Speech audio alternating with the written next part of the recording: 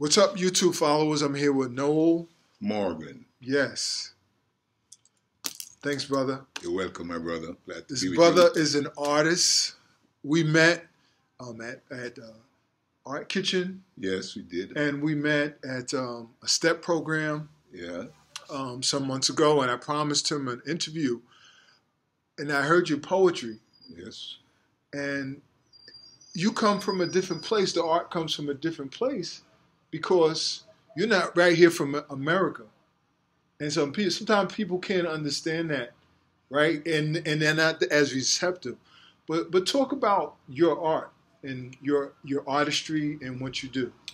Well, I mostly write poetry. Yes. I write poems. And I left Jamaica when I was somewhere about 18 years old.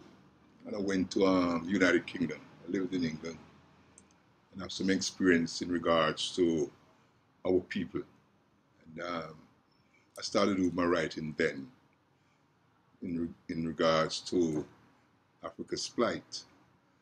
And I came here 42 years ago. And I think this was a mecca in regards to African people's plight and, where you can go to archives. Do you still feel that this is the mecca? Oh, yes, it is the mecca. We're learning well in this country. I mean, history has been hidden, but it seems in America it's revealed more. And I think it's because of the connection of African people today. And when I really started writing poems seriously in America was somewhere around 1982. And I was invited to a Kwanzaa program. And for some reason, I didn't get there. And I was asking a colleague to give me a report on the program the night before. And she said it wasn't bad. And there was a young lady who tried to write a poem on Malcolm. And she was disappointed. And it affected my heart. I said, I don't think anyone should write a poem about Malcolm. It's not effective. So the first thing I wrote about Malcolm was a poem, "I'm Alone." And from there I take off.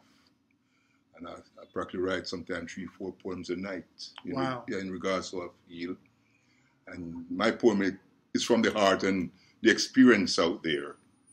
People I meet, maybe the things I see on the bus, maybe somebody crossed the store, emotion, and I go home and write. So I'm a person about 10 or 10 different instruments with pen, pencil. Sometimes I might write on a piece of cardboard, and that's my start, and I'll go home. I remember years gone by, I'd be driving the highway, and something come to me, and I stop in maybe a rest stop, and whatever I find, I'll write, and then I'll go home and construct it. It sounds like to me your art, your writing, your poems are very therapeutic for you, that they almost heal your soul. I'm sure they touch others, but it almost sounds like the way you do it is very therapeutic, where you write and it allows you to understand your world, or embrace the stuff that sometimes is not really. For sure, you look like you're reading me or you're fortune teller. Yes.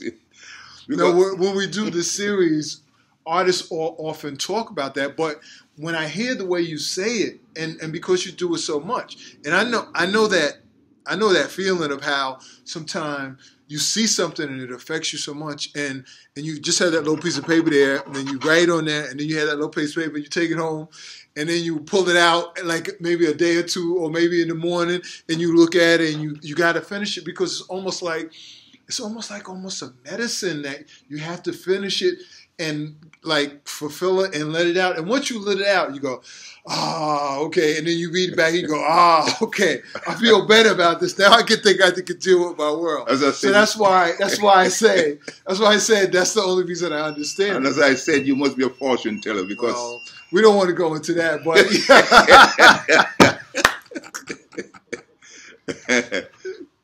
but that's the vein of my writing, and because I'm very optimistic in regards to our freedom as a people. I love that. Yeah, I'm very optimistic. I am not the one who said, if I live, and I would never live to see this out in my lifetime. I don't say those things, because I believe change is going to come, and we have to make the change.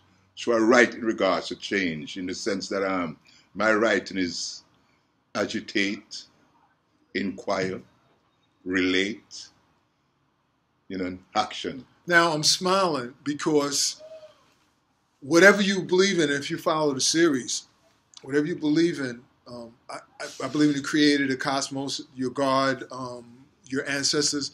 But I'm doing this series, and as I interview people, it's like you're picking up off of my last interview.